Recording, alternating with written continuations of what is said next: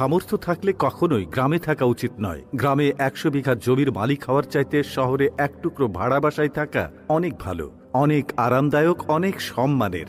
গ্রামে স্থায়ীভাবে বসবাস করাটাকে কোন সূচকে এগিয়ে রাখা যায়? আসলে এখানে বেশিরভাগ মানুষ এতটাই টক্সিক যে তারা নিজেদের ব্যক্তিগত জীবনের চাইতে আপনার জীবন নিয়ে বেশি চিন্তিত।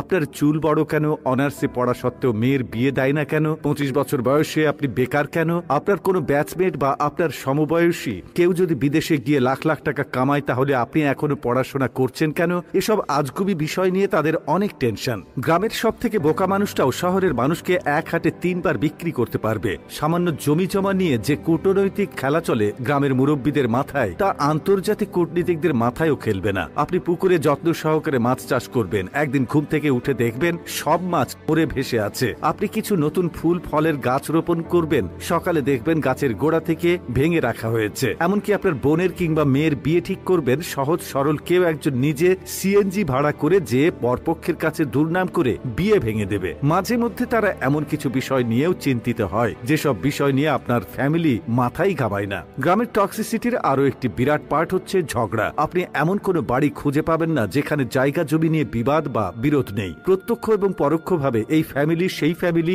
একজন আরেকজনের সাথে ঝগড়ায় লেগেই থাকে। ১ ইঞ্চি জায়গা জমি নিয়ে মামলা মোকদ্দমা, অশ্লীল ভাষায় গালি, মাথা ফাটি চলতেই থাকে হর হামেশাই। এইজন ওইজনের নামে গোপনে প্যাঁচ লাগিয়ে ঝগড়া বাঁধিয়ে দেওয়া, কাউকে পছন্দ না হলে তাকে নিয়ে গ্রামের জনে জনে কুৎসা রটনা করা, এমনকি বিবাহের প্রস্তাব আসলেও গোপনে প্যাঁচ লাগিয়ে দেওয়া যেন গ্রামের মানুষের নিত্যদিনের কাজ। গ্রামের বেশিরভাগ মানুষ এতটা অজ্ঞ যে তারা সফটওয়্যার ইঞ্জিনিয়ার বোঝে না, ইলেকট্রিক্যাল ইঞ্জিনিয়ার বোঝে না, এমনকি এমবিবিএস ডাক্তার মানেও তারা বোঝে না। তাদের কাছে সরকারি চাকরি মানেই পুলিশ হোক সে কনস্টেবল, আর্মি হোক সে সৈনিক, পিয়ন কিংবা প্রাইমারি স্কুলের শিক্ষক, এগুলোই তাদের কাছে সরকারি চাকরির মানদণ্ড। একজন নার্সকে তারা যেমন ভাবে ডাক্তার ভাবে, তেমনি ভাবেই একজন সরকারি মেডিকেল এমবিবিএস বা অন্যান্য ডাক্তারি ডিগ্রিধারীদেরকেও তারা একই রকম মনে করে। তাদের কাছে আপনি সরকারের কততম গ্রেডের চাকরি করেন তার চাইতে বেশি ইম্পর্ট্যান্ট আপনি প্রাইভেট জব করেন নাকি গভর্নমেন্ট। আপনি প্রাইমারি স্কুলের পিয়ন হলেও হয়তোবা তারা মেয়ে বিয়ে দিতে চাইবে, কিন্তু যদি শোনে আপনি প্রাইভেট কোম্পানির চাকরি করেন,